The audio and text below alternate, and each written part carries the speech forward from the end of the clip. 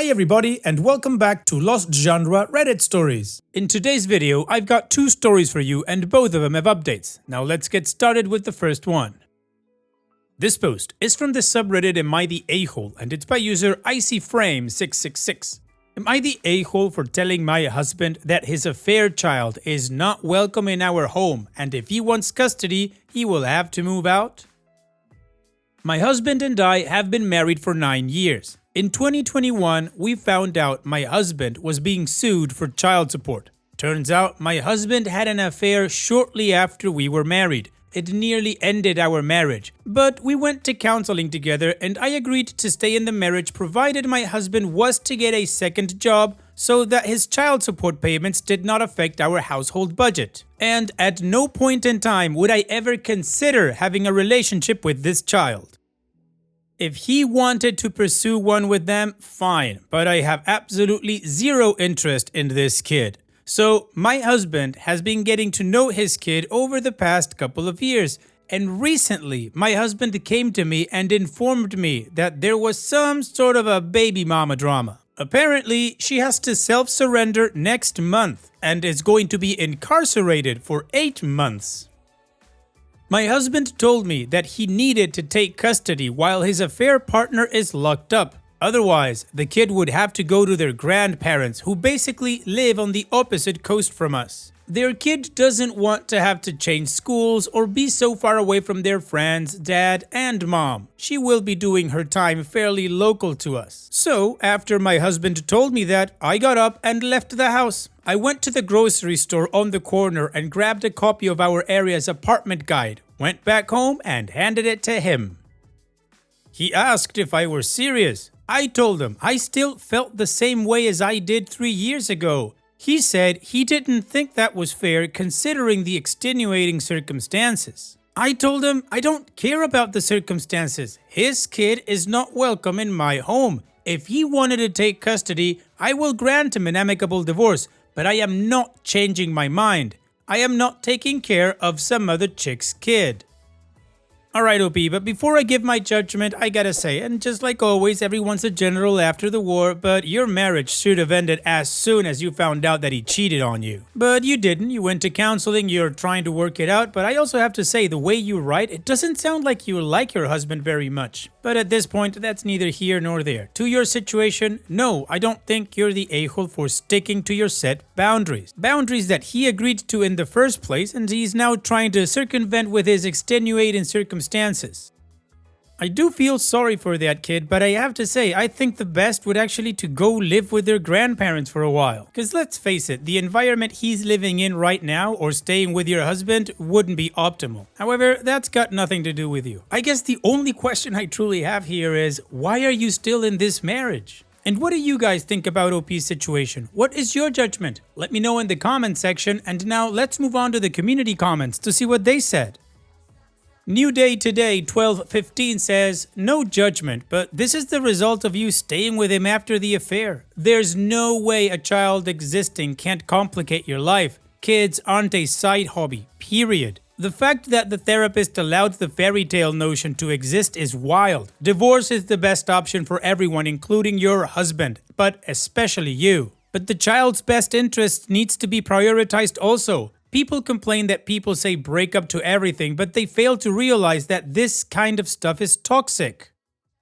Marsupial Extreme 6321 says, I'm not going to call you an a-hole. As someone who's been in a similar-ish situation, though with considerably more ambiguity and a very different outcome, but I do think that if you want nothing to do with this child, then you really should consider divorce. A child is permanent, and if their existence and interaction with your husband makes you uncomfortable, it would be best for you and for the child to leave. You can find a man who won't cheat on you. We exist. And Kazbaha says, this poor kid, sad face. I hope dad steps up and is there for them. OP, this isn't what you wanted for your life and relationship, and that's 100% fair. You and your husband are on different paths. This is his responsibility, and I think it's reasonable you asked him to move out and take care of his responsibilities alone. I don't think your marriage is going to work out. Additional information from OP's comments. First, we will not take the kid. I don't want to be a mother or stepmother. I'm sorry if I sound snotty, but I have been having a disagreement with someone close to me in real life about this situation, and that's what prompted me to ask on Reddit. The person who I'm disagreeing with says something similar to, "You are being an a-hole to the kid," but I am struggling to understand why am I supposed to have a responsibility to this kid just because my husband is their father. It wasn't like my husband had a kid when I met him. I didn't enter a relationship with a package deal. And in all honesty, I don't think my husband is capable of being a good parent. I love him, but I know his faults. Let's just say that when I go out of town, I choose to board the dogs instead of him looking after them on his own. Also, we're staying together because of love and companionship. The affair and my boundaries about his affair child aside, we actually really do love each other. We have a pretty damn good prenup. The house we live in is mine outright and is a premarital asset. I have always been the higher earner, so I made sure my ass was covered before we got married.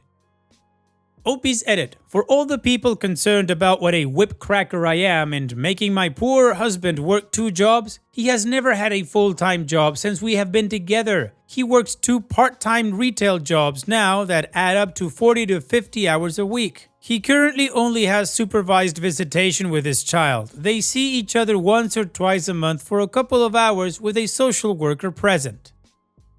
And for those who seem to think that I need to be the one to file for divorce, no, I will not. I am not the one who created this situation. If my husband wants to pursue custody, I have told him I will not fight it. I will grant him an amicable divorce and let him be on his way.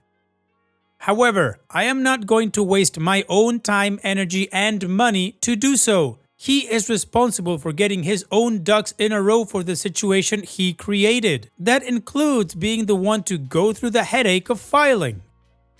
So, the community agrees that Opie is not the a-hole for sticking to her boundaries. However, everybody has the same question. Why hasn't divorce happened yet? And apparently, it's because she's not gonna do it, and if her husband wants it, then he can pursue it. And of course, in this matter, Opie is absolutely in the right to want what she wants and how she wants it. But if anybody asks me, that's not the approach I would have taken. I would have divorced as soon as I found out, regardless of who created the situation. In any case, let's now move on to the update to see how this story ends. After posting, my husband and I continued to discuss the situation. I held firm and iterated again, I will not live with the child, and if my husband wants to pursue this, he will have to find other housing. We discussed divorce. We discussed temporarily separating. We discussed a lot. We sat down and had a pretty big financial talk. He is not involved in our financial planning. I showed him the numbers he realistically had to work with. I told my husband the truth, that while I love him, I won't lose sleep if we divorce. He has to do what's right for his own happiness and his kid. My husband had a bit of a breakdown over that. There was a lot of crying and him telling me that he loved me and didn't want to lose me. I broke down myself. We had a really good cry together. He asked if we could go back to our marriage counselor, so I made an appointment. We went. We discussed the same things above with a counselor present. It basically boils down to my husband being very overwhelmed and conflicted about everything. He confessed he didn't really want to be an active parent, but feels like he is supposed to. There's some deep stuff in there about his own family and race tied into that, so complicated emotions.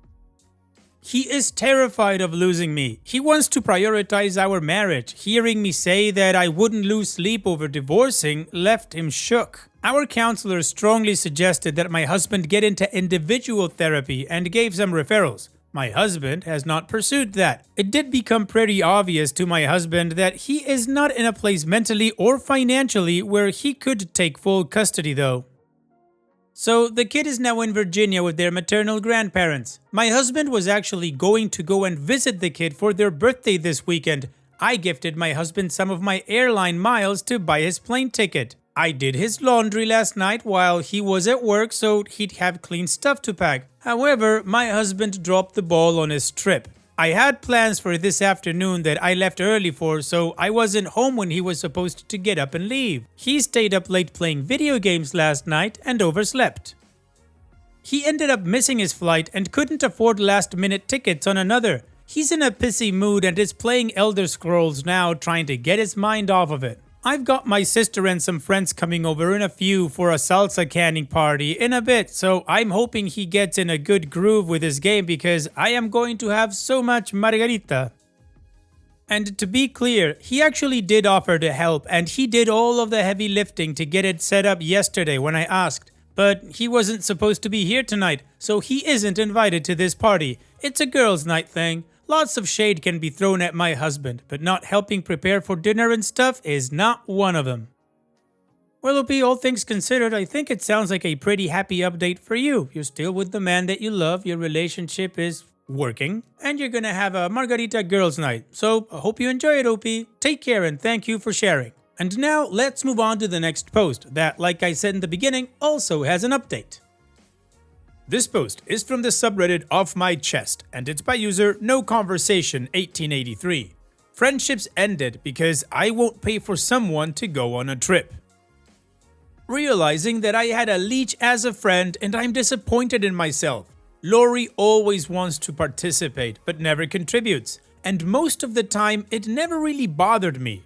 Our group of 6 always contributed extra for things like concerts, weekend trips, and so on. In high school, it was because Lori came from a poorer family than the rest of us and wasn't able to get a job due to parentification, had 4 younger siblings. Then, in college, it was because she couldn't work and maintain her grades without losing her scholarship. Now, she can't contribute anything because she's struggling financially and didn't have the means to save anything. And I got pissed, admittedly, because she spends her money in crap ways. I've called her the Carrie Bradshaw of the group, which wasn't appreciated, but is very much true in how she uses her income. We've been planning this trip for 4 years. I know it's awful to look at what someone has and judge their finances, but Lori is the same person who had no expenses during the pandemic because she was living with me and my great-grandmother. She didn't pay for groceries, wasn't charged rent, still had her job, and was getting hazard pay.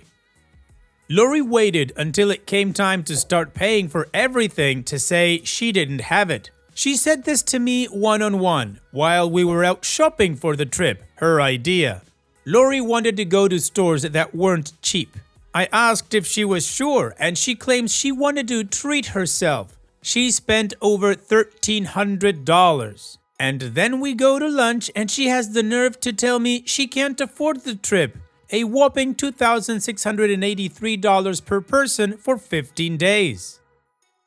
Of course, I said no, and guess what? She brings in the rest of the group 2 days later, and all of them are on board with splitting her expenses. Translation, they would cover half the cost among them, and I'd be stuck with the other half because I make the most money. And saying no means I'm an a-hole. Calling Lori out for blowing half of what she'd have to pay for the trip on crap she didn't need was too harsh and uncalled for.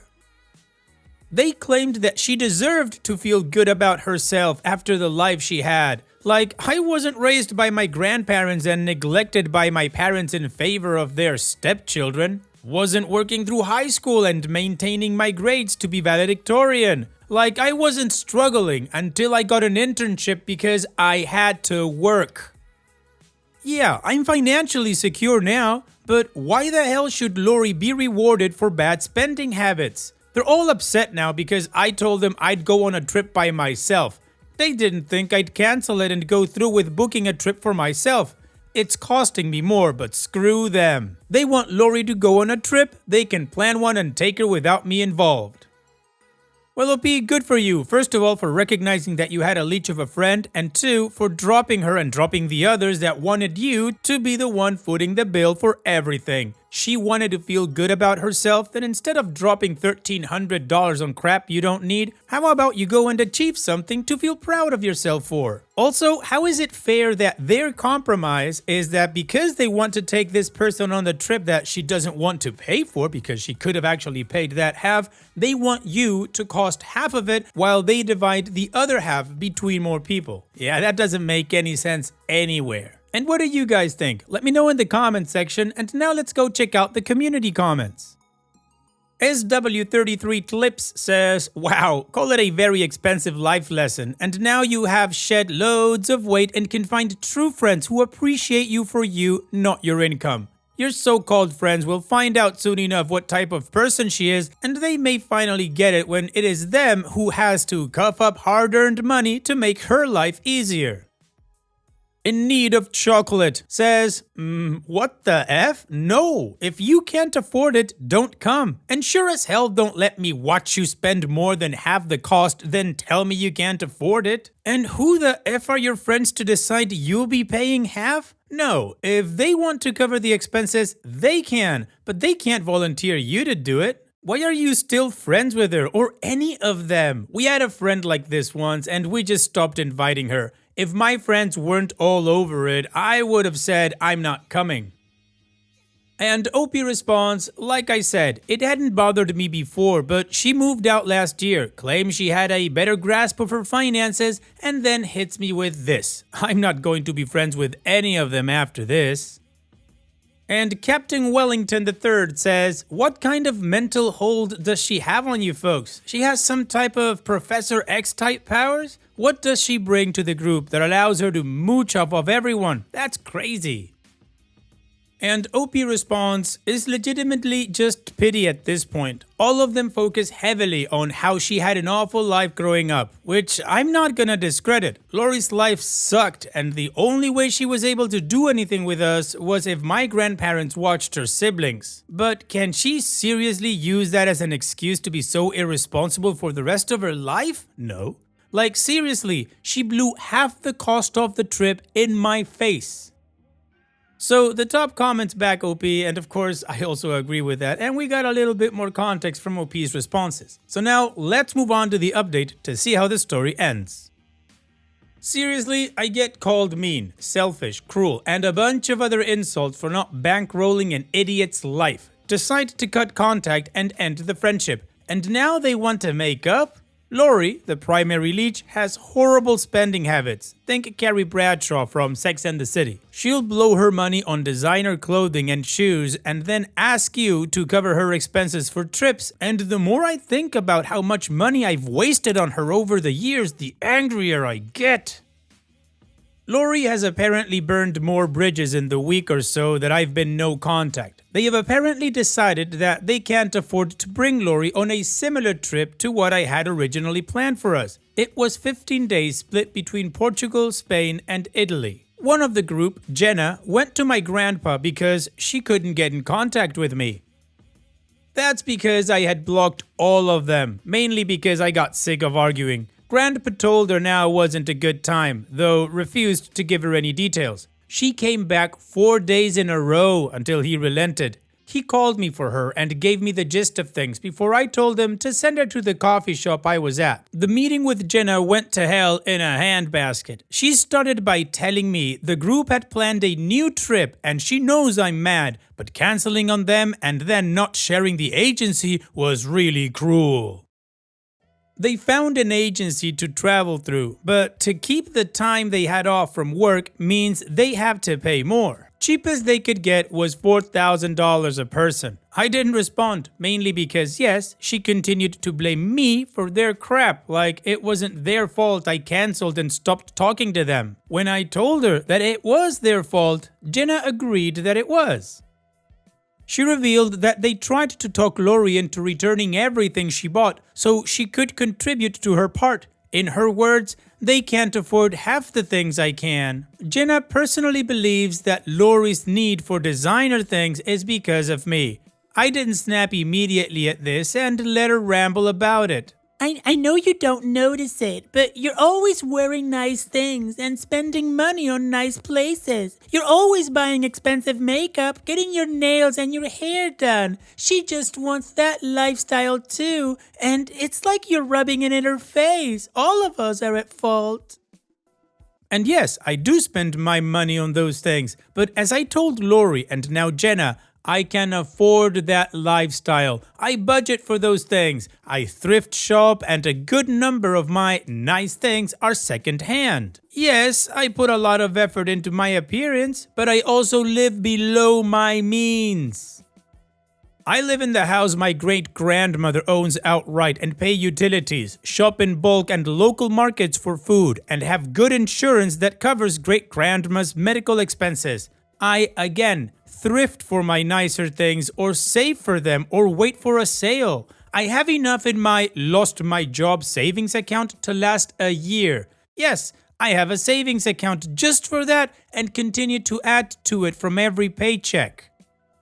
Everyone that knows me are aware of how I can afford what I can afford. I don't make an effort to hide this. However, it is not my fault Lori refuses to be smart with her spending. I said all of this to Jenna, and she had the nerve to cry. She said not everyone can have that type of security, and unlike me, they can't afford a last-minute trip, and Lori especially couldn't. I cut her off when she started on Lori's sad childhood and just let her have it.